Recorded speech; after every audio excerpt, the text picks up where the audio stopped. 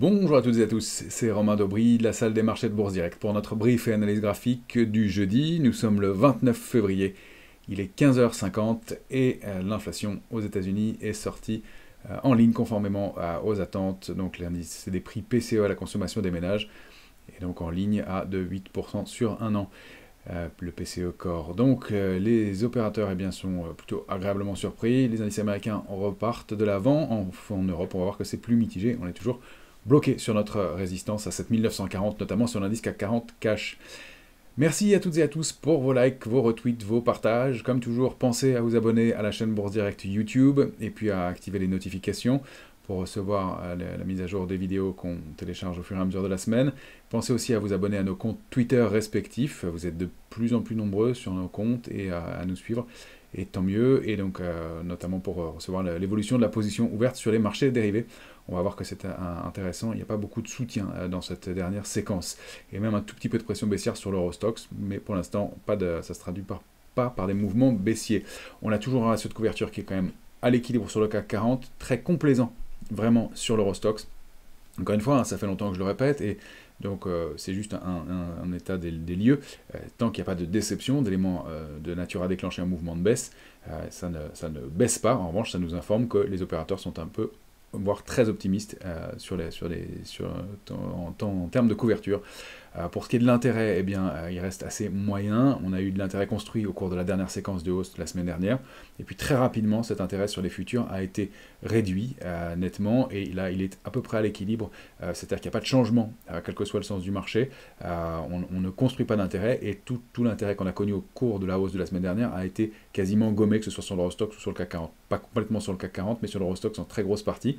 Et même hier, alors qu'on a un peu baissé sur l'Eurostoxx, la pression était légèrement à la baisse, un peu plus d'1%. Donc c'est pas une pression baissière forte, mais attention, un marché qui commence à être quand même très tendu, qui va avoir besoin de consolider. Alors on reste dans notre idée de scénario, on va le voir en graphique, mais qu'il y a toujours cette dernière extension haussière possible sur les indices américains, avant d'entamer une consolidation et peut-être valider une structure en vague de Wolf sur le Nasdaq notamment, qui pourrait être le déclencheur d'un mouvement correctif un peu appuyé de l'ordre de 7 à 8%. Pour l'instant, on n'y est pas, il n'y a pas de figure de retournement, pas de signaux de retournement dans cette tendance. Donc pas énormément d'éléments en plus à donner du côté des marchés dérivés, si ce n'est que je vous le répète, le niveau de 8000 semble être un plafond de verre sur les options pour cette échéance du mois de mars, sur le CAC 40, et le niveau de 4880, 4915 sur l'Eurostoxx. De la même façon, il semble que les opérateurs n'envisagent pas le débordement de ces niveaux-là. Il faudrait un driver pour que ce soit le cas, et il n'y en a pas à ce stade. Donc, en plus, la saison des publications vraiment touche à sa fin. Aux États-Unis, c'est quasiment le cas déjà, et en France, il y aura encore quelques belles publications la semaine prochaine sur l'indice CAC 40, mais surtout des publications de small et mid caps la semaine prochaine qui vont être intéressantes à regarder, donc à surveiller pour cette semaine. En revanche, calendrier macro intéressant. On va terminer la semaine, donc demain vendredi, par des PMI manufacturiers en Chine, en France, en Allemagne, en Europe, alors en zone euro et aux États-Unis. Donc PMI, ce sont les indices des directeurs d'achat, ce sont des indices qui sont avancés sur la santé de l'économie. Attention encore une fois dans ce contexte aux mauvaises surprises ou aux dégradations par rapport au consensus, alors qu'on est très très optimiste maintenant. La semaine prochaine, on aura donc des PMI toujours, mais dans les services cette fois-ci, en France, aux États-Unis, mardi. Lundi, pas de publication majeure apparemment. Mardi, on prendra connaissance des résultats Thales à Paris. Mercredi, ce seront les chiffres de l'emploi qui seront publiés aux États-Unis, l'enquête ADP et l'enquête Jolts en même temps, suivi d'un discours de Jerome Powell.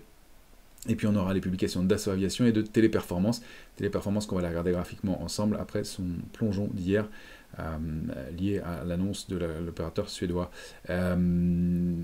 Jeudi, BCE, Banque Centrale Européenne, réunion de la Banque Centrale Européenne, donc évidemment ça va être le gros chiffre, le grand rendez-vous de la semaine prochaine. Certains évoquent la possibilité pour la Banque Centrale Européenne de baisser ses taux avant la Fed, ça n'est jamais arrivé, mais pourquoi pas, je ne peux pas faire de conjecture dessus. C'est pas le scénario qui est privilégié, mais en tout cas il sera toujours intéressant de voir ce rendez-vous. Ce sera suivi d'un autre discours de Jerome Powell manifestement aussi jeudi. Vivendi publiera jeudi aussi, et puis on terminera la semaine en beauté avec les NFP, les fameux Non-Farm Payrolls, les chiffres mensuels de l'emploi aux États-Unis. Cette fois c'est l'enquête gouvernementale, c'est l'enquête la plus importante. Donc semaine prochaine chargée en publication macro majeure, PMI mardi, emploi et emploi mercredi et vendredi aux États-Unis, et puis la BCE jeudi, donc une semaine importante. Du côté des publications, pas mal de small et mid caps qui publieront en plus, mais plus beaucoup de micro à surveiller. Alors on va aller voir tout de suite notre indice Nasdaq, et puis on va faire S&P, et puis on va faire le tour de quelques valeurs, et notamment du CAC 40, parce que vous allez constater qu'il y a quelques cibles qui ont été atteintes sur une grosse partie des valeurs maintenant, et une possible consolidation à envisager. Alors on a le S&P toujours en hebdomadaire, un canal haussier qui est très bien respecté et bien travaillé depuis plusieurs jours maintenant. Pas d'invalidation, on a quand même, bon, pour l'instant ce grand doji, après cette accélération haussière, on a du mal à passer les 5106. Je vais zoomer en journalier, on va avoir plus d'éléments. Notre cible historique, c'était donc de long terme, c'était le retournement, la grosse figure de retournement qu'on a évoqué plusieurs fois ensemble, donc 4921, largement débordé. On avait un petit canal de consolidation, les chiffres de l'emploi, c'était ce qu'on avait un peu envisagé, les chiffres de l'inflation, publiés aujourd'hui, permettent à l'indice d'ouvrir encore une fois avec un nouveau gap haussier. Donc on sort de cette petite zone de consolidation, on est toujours dans le canal haussier de long terme, qui a été bien travaillé, bien respecté. Borne haute qu'on n'arrive pas à atteindre à nouveau, mais on n'est pas allé chercher la borne basse encore. On est dans un range donc que j'ai rabaissé un peu en hebdo à 5026, en journalier c'est bien 5031. Ici on peut remonter notre support de très court terme, c'est 5057, et au-dessus 5106 est un peu loin, c'est 5100,92. Donc on est calé dans ces niveaux-là, entre ces niveaux-là. Dans le grand range, 5031 en bas, 5147 en haut. Si on déborde donc 5100, c'est 5147 la cible, et la borne haute du canal aussi à surveiller. De la même façon, première alerte, c'est le retour sous ce niveau de 5078. Ça va être le premier niveau à surveiller, 5078. Petit niveau, mais important psychologiquement. Est-ce qu'on parvient à aller plus haut, ou est-ce qu'on invalide ce nouveau gap aujourd'hui? Voilà, je n'arrive pas à le placer. 5078, je vous l'affiche correctement. Est-ce qu'on va invalider ce gap? Ce serait un premier signe de faiblesse dans la tendance. Voilà, vous voyez ici, 5078,18. Premier signe de faiblesse dans la tendance. En attendant, on n'a pas de signe de retournement. Pardon, je voulais rezoomer. J'ai fait l'inverse. Vous l'avez ici. On n'a pas de signe de retournement. Bon, des petites bougies, pas mal de doutes. Bon, il y avait les chiffres de l'inflation, évidemment, ça joue aussi. On bute aussi sur ce petit support intermédiaire, mais maintenant, ce sont des petits mouvements. Hein, voilà où on a buté aujourd'hui, 5093, 5093, 5100. Si on repasse sous 5078, on revient probablement vers le bas du range et notre niveau d'alerte intraday, avec retour très probable dans ce cas-là vers le bas du canal, au moins 5031, et puis cette zone qui sera donc pour demain vendredi, 5000,50, et cette oblique qui est un tout petit peu au-dessus, la borne basse du canal, 5004. C'est en dessous vraiment qu'on déclencherait un mouvement d'alerte, mais c'est vrai qu'on aurait rompu le range, comme le marché a très bien fonctionné par range précédemment, 4916, 5031. Il vaut mieux garder les horizontales comme niveau, donc retour en dessous, c'est un signe de consolidation et de rupture complémentaire en direction de 4968 au moins, et de déclencher enfin cette consolidation qu'on attend depuis bien longtemps. En tout cas, toujours pas de figure de retournement, pas de signe d'épuisement dans ce mouvement de la consolidation, et au mieux donc une consolidation, et sinon pourquoi pas des extensions 5147. On verra en début de semaine prochaine si on doit aller chercher des extensions plus hautes. On va aller regarder notre Nasdaq 100. Moi, je vais vous montrer le VIX tout de suite, puisque c'est toujours ce qu'on surveille. Il est peut-être en train d'aller faire sa dernière jambe de hausse, d'aller enfin combler ce gap aussi, et donc de permettre, donc c'est 13,92, 13,29 au plus bas, et 12,98. Voilà, c'est ce gap-là qu'il faut aller combler. Là, l'indice est en train de s'en approcher. On a un plus bas du jour à 13,42, donc c'est peut-être ce dernier mouvement de consolidation pour aller chercher cette cible sur la volatilité à 13, aller combler donc le gap parfaitement, en plus ça collerait, et là pouvoir déclencher ce mouvement de consolidation. Donc en attendant, si on rompt 13 en volatilité, on repasse dans le bas de la zone de complaisance, et donc on risque d'aller revenir en zone d'euphorie. C'est aussi un scénario envisagé si le marché ne veut pas consolider. C'est franchement pas ce que je privilégie compte tenu de la hausse qu'on vient de connaître, mais pour l'instant aucun signe de retournement de la tendance, au contraire on continue à payer, donc voilà, mais la volatilité 13,45 donc à surveiller. Je vous rappelle qu'elle rentrerait dans le gap avec un retour sous 13,29. Donc on en est vraiment proche maintenant. On va aller voir le Nasdaq. Le Nasdaq, on surveille notre figure. Je vous disais, prudence avant de vouloir shorter une consolidation. C'est vrai que si on regarde en hebdomadaire, le Nasdaq...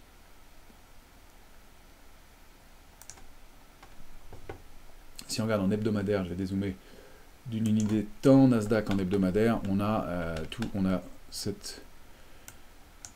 Voilà, 3 semaines où on butait contre 17 962, et là, aujourd'hui, en tout cas, on tente de s'installer au-dessus de ce niveau-là. Donc, il y avait un possible sommet en tour. Maintenant, on voit qu'il y a quand même pas mal de désorientation dans ce marché, des bougies de plus en plus larges, hein, plus large encore ici, la semaine dernière. Là, on ne consolide pas plus, mais on a cette oblique, et ces mouvements en porte-voix en haut de marché, c'est jamais excellent. Alors, on n'a pas surveillé, c'est pas traité parfaitement la borne basse ici, mais ces mouvements en porte-voix, on les attribue, ça c'est intéressant, en haut de marché, à ce qu'on a de la désorientation. C'est-à-dire qu'on considère que ce sont les mains fortes qui vendent et qu'elles enlèvent la pression baissière et que les mains faibles repayent, et que les mains fortes s'allègent grâce à ça, et que ça donne ces mouvements un peu désordonnés. Alors c'est toujours compliqué à travailler comme mouvement parce que, eh bien justement, on n'a pas de structure propre. Alors on peut toucher les bornes, mais c'est pas toujours le cas. Et quand on zoome, eh bien, on va voir si se met en place la fameuse vague de Wolf qu'on a évoquée ensemble. Je l'ai tracé sur plusieurs unités de temps apparemment. Je la surveille bien en hebdomadaire, on va supprimer ça. Donc évolution toujours, cette fois-ci on ouvre en gap au-dessus de 17 962, hein, donc un niveau qu'on tentait, qu'on a réussi à préserver une seule fois en clôture jeudi dernier. Pour l'instant, bon, ça c'était une oblique de court terme, et pour l'instant, donc encore une fois, ça c'est mouvement en porte-voix. Pour l'instant, voilà ce que je surveillais, cette accélération haussière, vague 1 ici, vague 2 là, j'espère que vous les voyez bien. Vague 3 ici, la 4 qui redescend, qui est bien située entre la 1 et la 2, donc qui va stabiliser entre les deux, et l'accélération haussière que je pense possible pour aller chercher un mouvement de encore 2% hein, et quelques sur la volatilité, qui pourrait donc étrangler les éventuels vendeurs. 17 300, 370, ça peut être encore oui, de 2% environ, ça dépend à quelle vitesse ça se fait, ou pas. Il va falloir trouver le momentum hein, pour aller chercher ces 2% de hausse, mais si c'est le cas, ça va donner une structure vraiment très propre, avec échec et retour, et ce n'est que si on déborde cette oblique-là et qu'on revient en dessous, qu'on validera la fameuse vague de Wolf, ici, dont je vous rappelle que la cible se mesure avec le point 1 et le point 4 pour donner l'objectif. En attendant, on travaille avec des ranges, mais et il va falloir encore une fois trouver des drivers alors que la saison des publications touche à sa fin. Mais pour l'instant, on voit que le marché a encore de la ressource et qu'il ouvre une fois de plus avec un gap aussi. Donc premier niveau d'alerte 17 962 évidemment. Le vrai niveau intraday c'est 17 814 hein, qu'on a préservé maintenant depuis le jeudi dernier. Donc ce niveau, attention, une ouverture en gap ou une déception, encore une fois ratio de couverture très bas, donc on a beaucoup moins à gagner qu'à perdre probablement, parce que même à ici, ça fait un mouvement de l'ordre de 4%, si on va chercher vraiment cette extension encore de 2%, et bien le mouvement autour de 18 300, 370, si on part d'ici, on va se mettre là. Si on part d'ici, ça ferait une consolidation de 6-7%. Encore une fois, hein, rien d'anormal, et au contraire, ce serait un peu salutaire dans un marché qui n'a fait que payer, que progresser. Je me remets en hebdomadaire sur le Nasdaq, qui n'a fait que progresser depuis maintenant le mois d'octobre dernier, avec une maigre consolidation pour la première séance de l'année qui a été bien invalidée derrière. Donc attention à ces mouvements et à cette configuration à surveiller d'écartement au porte-voix, au triangle inversé comme on veut, qui se termine en haut de marché très souvent par un mouvement de baisse. Alors, maintenant on va voir nos indices européens, l'Eurostoxx, ici, eh bien il est toujours là, dans sa zone. J'avais mis des retracements de Fibonacci pour voir à quoi ça correspondait. On voit bien que les niveaux de retracement que je vous proposais sont ici, donc il y aurait 4677 que j'ai pas tracé, et puis 3820 qui semble une zone légitime, encore une fois aussi compte tenu du parcours. C'est un niveau pivot. Et un élément alors que je voulais vous donner aussi, la hausse qu'on a formée, et je vais enlever mon visage, ça va être plus simple, la hausse qu'on a formée ici de octobre à décembre, elle a été soutenue. On a créé sur l'Eurostoxx, je je vous enlève les retracements de Fibonacci, on a créé ici 27% de hausse de la position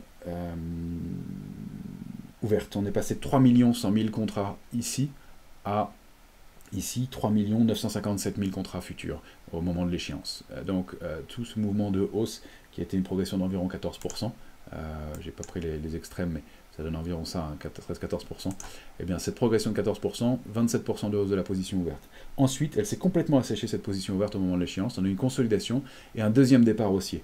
Et au moment de ce deuxième départ haussier, ça c'est intéressant, on est ici, là on a progressé d'environ 7%, un peu plus maintenant, parce que j'ai pris l'échéance, 10 ou 11%.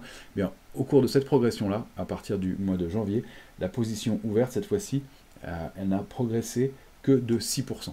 Donc on a un mouvement d'abord de 14% avec 27% de hausse de la position ouverte, et ici 6% pour ce mouvement-là. Donc j'espère que c'est clair pour vous à l'écran.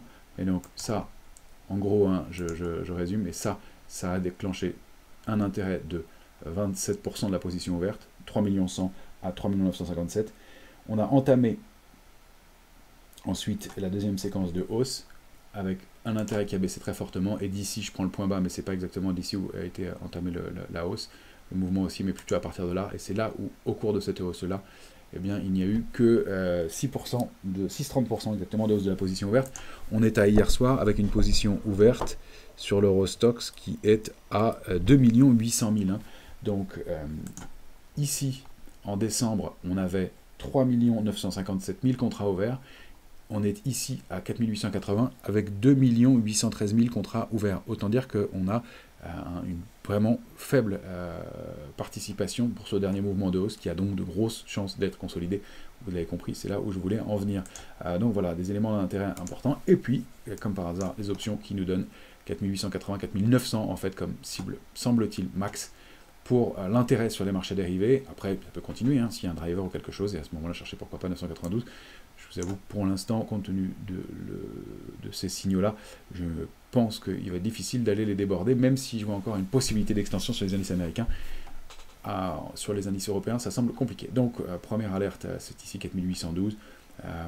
Pas d'invalidation avant un retour sous 4765. J'ai gardé aussi ce grand biseau, pourquoi pas, ça donne des repères, ce sera une oblique et peut-être un premier niveau de retracement assez légitime, formé donc par les points hauts du 17 avril, un peu mordu, mais du 31 juillet, et puis le point haut du 11 décembre. Donc, premier niveau de retracement probable, c'est sous ce niveau-là que ce serait un peu plus gênant comme correction, donc cette zone d'oblique, située bien pour, là on est en hebdomadaire, pour la semaine prochaine, située pour la semaine du 4 mars, donc à 4656, 4656, 4636, là il y a une petite alerte parce qu'on pourrait dupliquer le range par le bas et venir consolider d'une pointe à équivalente, et donc revenir chercher 4400 autour, 4400, 4505, ça semble plausible compte tenu du parcours qu'on vient de connaître. Là, beaucoup d'éléments, j'ai essayé de... Voilà, j'avais fait séquencer les échéances que vous avez ici, donc les échéances des marchés dérivés, hein, 17 novembre, échéance, ouais, comme on voit les pivots de marché, hein, qui se font grâce aux échéances. Ici, c'est pas le cas, mais ici, ça a été vraiment la fin d'un mouvement qui a consolidé. Deuxième échéance, consolidation. Échéance suivante du 19 janvier, hop, début d'une impulsion haussière, et marqué pause au moment de l'échéance du mois de février, et réaccélération haussière dans la semaine qui a suivi. Et là, on est entre deux échéances, et on bute contre cette oblique aussi que je surveille en journalier. Donc pourquoi pas ce petit mouvement d'épuisement, et on est sorti du canal haussier cette fois-ci, qu'on respectait bien, duquel on était sorti, qu'on a réintégré, et le marché, je l'ai gardé, mais vous voyez, il l'a très bien respecté, encore une fois, point haut ici, et là on est sorti cette fois-ci, il aura probablement plus trop d'intérêt, sauf si il y a une très bonne nouvelle, et que le marché va déborder ce niveau-là, mais là ce serait le bouchon de champagne, parce qu'on accélérait probablement assez fort, étant donné le manque d'intérêt au-delà de cette zone-là sur l'Eurostoxx. Voilà un point complet sur l'Eurostoxx et sur les intérêts, c'est vraiment toujours à bien lire le marché. Sur le futur CAC 40 en 14 heures, on est bloqué sous ce niveau-là. Je vais vous mettre l'indice CAC 40 cash, puisqu'on l'a beaucoup évoqué depuis quelques temps, 7940, hein, c'était vraiment la grosse cible. Alors on est très légèrement, je vais le mettre en mensuel même, avant d'aller voir le CAC 40 futur. Voilà, 7941, bon, 7948, pour l'instant la bougie elle est vraiment collée dessus. C'était la borne haute du range, 7385, 7940. aucun problème avant une consolidation qui nous ramènerait vers 7650, 7655. Ça fait un mouvement de 3-4% de consolidation. C'est à peu près les proportions que j'attends. Hein. Pourquoi pas 1% de hausse sur le CAC 40 pour 3-4% de consolidation, face à 2% de hausse pour le Nasdaq pour 7-8% de consolidation. Donc on est dans des proportions équivalentes avec des mouvements moins importants sur les indices européens peut-être. On a maintenant comme autre curseur donc le futur CAC 40 que je vais vous montrer.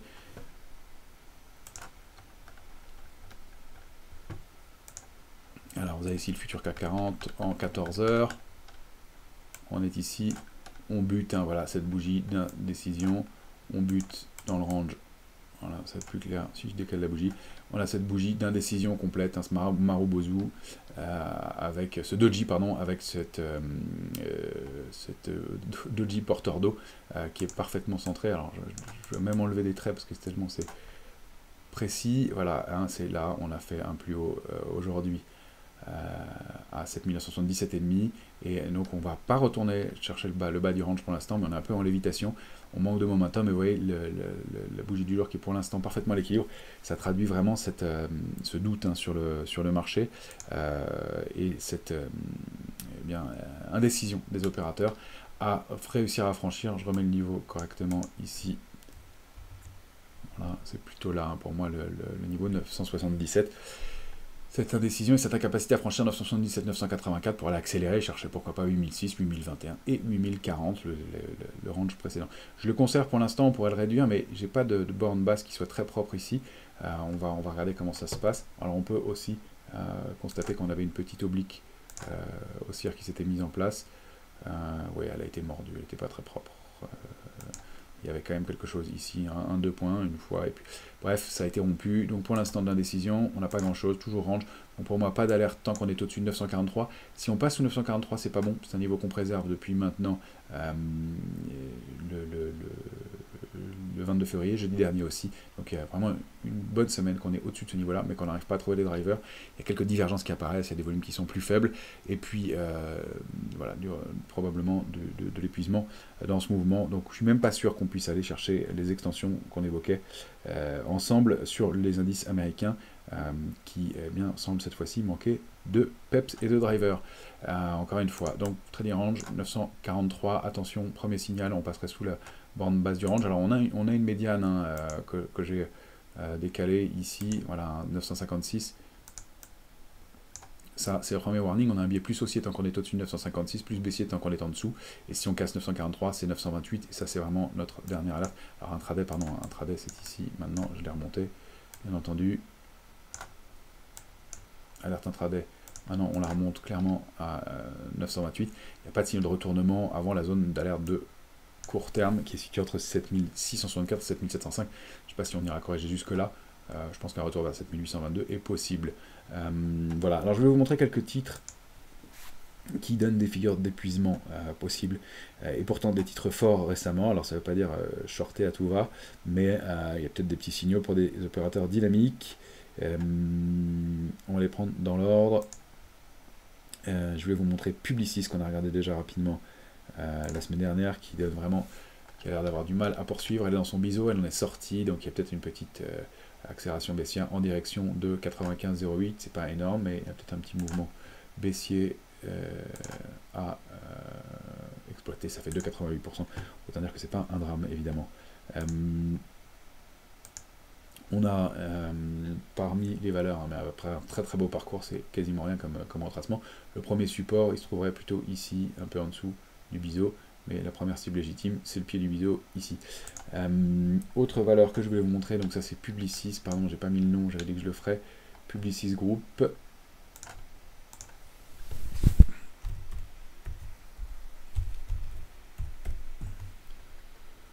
Publicis.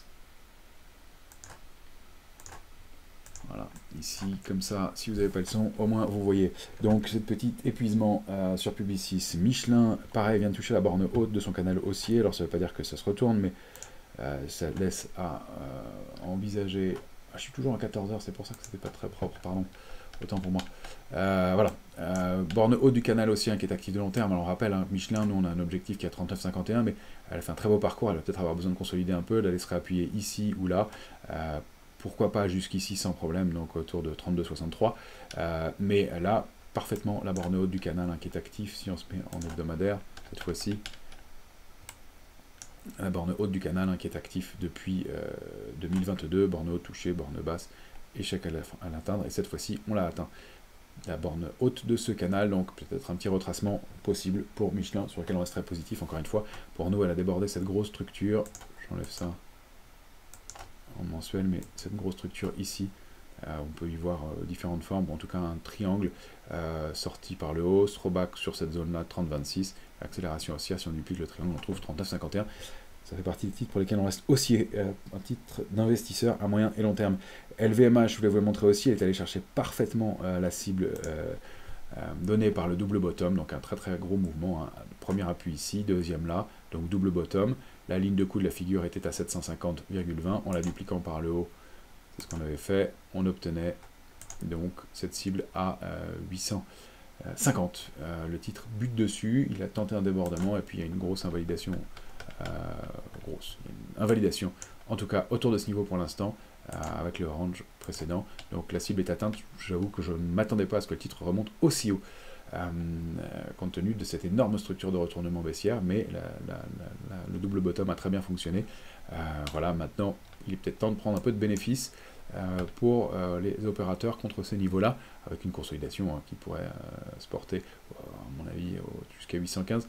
Pas le titre aller vraiment plus haut dans l'immédiat, encore une fois, compte tenu du contexte. Et je voulais vous montrer aussi, parmi les titres Total, on l'a commenté ensemble plusieurs fois, donc moi cette sortie de range, on voit qu'il n'y a plus de momentum sur le titre, ça n'arrive pas à décrocher, mais ça n'arrive pas à réintégrer 59,55. Le stop pour les stratégies baissières qu'on a proposé, c'est 60,48, et donc tant qu'on est au-dessous, eh bien on a des chances d'aller sur 50,38, ça a été déjà fait, mais 56,74, et pourquoi pas 55,72, et même un peu plus bas, 55,08 ou 0,9 de mémoire, 55,09, voilà, qui était une zone support, hein, donc toute cette zone-là support, pourquoi pas retrouver des points d'entrée sur un titre qui reste haussier à long terme, ça ne remet pas du tout en cause la tendance, ce serait plus gênant si on rompait cette zone-là, et encore, hein, sous 54,50, mais ça reste très haussier et des points d'entrée intéressants pour la suite. Pernod Ricard aussi, vous voyez, dont on disait qu'elle avait bien rebondi, qu'elle avait été saluée avec un gros gap en janvier dernier. Là, elle est dans un canal haussier, il n'est pas rompu, mais on voit des signes d'invalidation. Cette grosse bougie contre 163,70, c'est pas très joli. On peut même y voir une épaule, tête, épaule inversée pour un petit mouvement de consolidation complémentaire. Attention, encore une fois, sur les configurations, si on dézoome en hebdomadaire, vous allez voir que c'est pas excellent. Ces mèches hautes à chaque fois qu'on essaye de franchir remonter dans cette zone-là, et ces renvois donc systématiques, donc une fois, deux fois, trois fois, quatre fois, on n'arrive pas à aller s'installer au-dessus de cette zone, hein, on va dire, même s'il y a des tentatives, il n'y a pas de figure de retournement haussière, c'est même plutôt un peu baissier pour construire, pourquoi pas une deuxième jambe, ou ici, ou faire une consolidation et construire ensuite, mais pour l'instant, ça ressemble à ça. Je voulais vous montrer parmi les autres valeurs, Essilor, qu'on conserve, sur lesquels on est positionné à l'achat. Essilor, pareil, alors elle a débordé un très gros niveau, hein, ce triangle, ou cette grosse résistance historique à 185,10, hein, qu'elle n'était pas parvenue à déborder depuis 2021. Elle l'a fait, elle accélère, donc les cibles haussières c'est 208,60 et pourquoi pas la borne haute du canal, donc il y a de la place, mais bien ce qu'elle va peut-être aller former un throwback, elle se rappuyer sur 185,10, offrir des points d'entrée à ceux qui n'auront pas pu le faire. En tout cas, ça reste haussier, mais peut-être un peu de consolidation à venir. Kering, bon, on avait eu une figure de retournement parfaite sur Kering, et vous voyez qu'on n'arrive pas à déborder la cible haussière de cette figure de retournement. On vous avait donné en journalier Kering ici. Ça c'est Kering avec cette épaule, tête, épaule, sortie, throwback, accélération, et on est allé chercher parfaitement la cible à 436,20. C'est vraiment le point qu'on n'a pas réussi à déborder en clôture. Donc Kering. Est-ce que j'ai le nom de la valeur en journalier? Ici, non. Kering, donc pour l'instant, pareil, on n'arrive pas à déborder des niveaux majeurs. Je l'écris comme je l'ai promis pardon, il faudrait que je le fasse avant. Kering en journalier ici. Donc attention, une consolidation sur Kering. Encore une fois, il n'y a rien de méchant, mais il va falloir construire autre chose que ça pour poursuivre à la hausse. Edenred, elle est pas bien configurée non plus. Elle a vraiment subi 2 coups d'affilée forts, hein, entre son perte de monopole et puis l'annonce de la possible... enfin, du litige avec le gouvernement italien sur une fraude éventuelle. Elle a rompu un niveau majeur, 47,86. C'est pas une bonne configuration du tout. On peut même y voir une épaule, tête, épaule ici, donc des mouvements de baisse beaucoup plus marqués pour le titre. Je suis pas sûr enfin, je vous donne pas les objectifs, c'est très loin, mais voilà, en tout cas, c'est pas une configuration haussière. Maintenant, si on arrive à préserver le niveau sur lequel elle est, on peut envisager un retournement de tendance, mais ça n'est pas très favorable. Clairement, on a baissé avec des volumes forts et les différents problèmes qu'elle subit en ce moment font que 45,60 reste vraiment le dernier niveau de support et qu'il faudrait réintégrer 47,86 et 48,95 pour envisager de repartir à la hausse, qui ne semble pas être le cas dans l'immédiat. Je voulais vous montrer enfin Téléperformance. On fait le tour un peu des valeurs du CAC et de celles qui ont été malmenées. Donc une réaction hyper brutale, 94,20, 88,60, la zone de 94,20 a été préservée. Solide rebond, mais depuis on voit qu'il y a du technique, un peu d'achat à bon compte sûrement, une réaction importante, mais elle est vraiment plombée. Et surtout, on l'avait évoqué ensemble en début de semaine, ou la semaine dernière, ce canal haussier en hebdomadaire qui avait été rompu. Ça, c'était vraiment une tentative de recovery qui a été invalidée. C'est pas bon pour le titre, et même s'il y a eu des achats à bon compte, même si... Je la réécris en raccourci, même s'il y a eu des achats à bon compte sur le titre, la sortie de ce canal, cette tentative de reconstruction qui date d'octobre dernier, brutale, avec des volumes, c'est pas un très bon signal. Donc une réaction, mais il va falloir reconstruire quelque chose. Pour l'instant, ça n'est pas le cas. Et je vais vous montrer le gaz naturel sur lequel on est entré, qui donne une configuration en revanche très intéressante, et peut-être dans ces contextes de tension sur les marchés, un retour et une hausse des matières premières. Et donc le gaz naturel qui est ici. Voilà, pardon. Là, une configuration vraiment intéressante. Le gaz naturel qui évoluait au sein d'un canal baissier depuis février 2023. Borne haute, borne basse. Tentative d'enfoncement de cette borne basse. On est en hebdomadaire. Et puis, on est venu s'appuyer 2 fois sur ce niveau de support. Première fois, un marteau. Deuxième fois, marteau inversé ici. Et donc, peut-être double bottom formé ici. Il faut déborder ce niveau de 1,88,9. Et surtout même 1,97. C'est surtout ce niveau-là qui était débordé, pardon. 1,97 pour réaccélérer, aller chercher 2,25, pourquoi pas 2,57 la borne base du canal, et valider ce double bottom, et dans ce cas-là, accélérer en direction de 3,25 et peut-être plus haut pour la suite. En tout cas, un mouvement haussier qu'on a choisi d'exploiter en dynamique. Voilà les éléments, je crois, que je voulais vous montrer pour cette semaine. Oui, c'est le cas. Et donc... il me reste à vous souhaiter une excellente fin de semaine à toutes et à tous. Et on se retrouve en début de semaine prochaine pour aborder une semaine qui va être intéressante. Encore une fois, attention et un peu de prudence, comme vous l'avez compris, pour les jours ou pour les semaines à venir. Excellente fin de semaine à toutes et à tous.